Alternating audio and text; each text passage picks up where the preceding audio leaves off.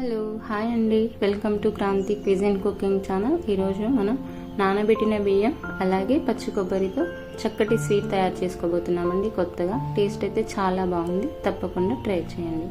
ముందుగా 2 గంటలుగా నానబెట్టిన బియ్యం అలాగే అరకప్పు పచ్చి కొబ్బరి, కాస్త ఇలాచీ పొడి, ఈ మూడింటిని ఒక మిక్సీ జార్ తీసుకొని మిక్సీలో వేసుకొని కొబ్బరి, రైస్ ఇంకా ఇలాచీ పౌడర్ వేసుకొని ఫైన్గా పేస్ట్ చేసి పెట్టుకోవాలి. ఇలా చూపిస్తున్న విధంగా ఇది ఒక బౌల్లోకి తీసుకొని దీంట్లో కార్న్ఫ్లోర్ 2 స్పూన్లు, కార్న్ఫ్లోర్ ఉంటే కార్న్ఫ్లోర్, లేకపోతే బియ్యం పొడి, లేకపోతే మైదా కూడా వేసుకొని ఇలా బ్యాటర్ని రెడీ చేసుకోవాలి. స్టవ్ పైన ఒక కడాయి పెట్టేసుకొని దాంట్లో ఒక 2 గ్లాసులు వాటర్ వేసుకొని మరిగిస్తూ ఉండండి. మరోవైపు ఒక ప్యాన్ తీసుకొని మనం ముందుగా రెడీ చేసి పెట్టుకున్న బ్యాటర్ని పలుచుగా దోశలా వేసుకోండి. అడుగు భాగాన ఆయిల్ ఏం అప్లై చేయని అవసరం లేదు.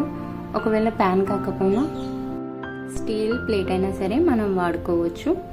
ఇలా పలుచుగా వేసుకున్న తర్వాత ఒకసారి ట్యాప్ చేసుకొని దీన్ని ఆవిరిపైన ఉడికించుకుందాం. మనం మరుగుతున్న వాటర్పై ఈ ప్యాన్ పెట్టేసుకుని దీనిపైన మూత పెట్టేసి 1 నిమిషం 2 నిమిషాలు ఉడికించుకోండి.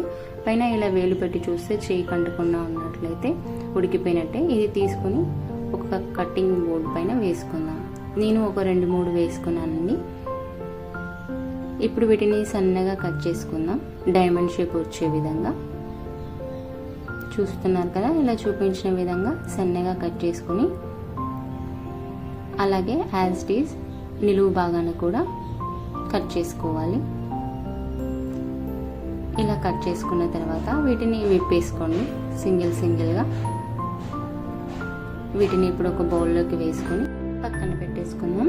స్టవ్ పై కడాయి పెట్టుకొని 1 కప్పు బెల్లం వేసుకొని దాంట్లో ఒక 2 గ్లాసులు వాటర్ వేసుకొని బెల్లం కరిగించేంత వరకు మరిగించుకోవాలి. మరీ ఎక్కువగా అవసరం లేదు. ఇలా బెల్లం కరిగిపోయిన తర్వాత మనం ముందుగా ఏవైతే కట్ చేసి పెట్టుకున్నామో అవి దీంట్లో వేసుకొని జస్ట్ 2 మినిట్స్ ఉడికించుకుంటే సరిపోతుంది.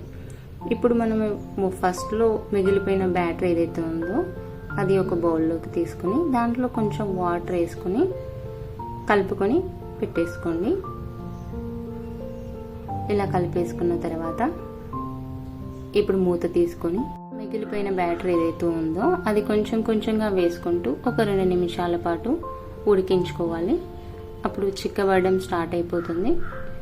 చిక్కబడిపోయిన తర్వాత స్టవ్ ఆఫ్ చేసుకొని దీంట్లో ఒక 1/2 టీ స్పూన్ ఇలాచీ పౌడర్ వేసుకొని అటు ఇటు కలిపేసుకొని వీటిని చల్లారబెట్టుకుందాం రూమ్ టెంపరేచర్ వచ్చేంత వరకు. ఇప్పుడు స్టవ్ పై ప్యాన్ పెట్టేసుకుని దాంట్లో ఒక 4 టీ స్పూన్ల నెయ్యి వేసుకుని డ్రై ఫ్రూట్స్ వేసుకొని వేయించుకోవాలండి.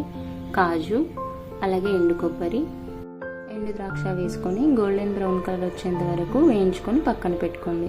ఇప్పుడు రూమ్ టెంపరేచర్ వచ్చిన తర్వాత ఒక గ్లాసు కాచి చల్లార్చిన పాలు వేసుకుని అటు ఇటు కలిపేసుకుని సర్వింగ్ బౌల్లోకి సర్వ్ చేసుకుని మనం ఏవైతే డ్రై ఫ్రూట్స్ వేయించి పెట్టుకున్నామో అవి కూడా వేసుకుని కలిపేసుకుంటే ఇంకా మన కోకోనట్ రైస్ పాయసం రెడీ అయిపోయిందండి.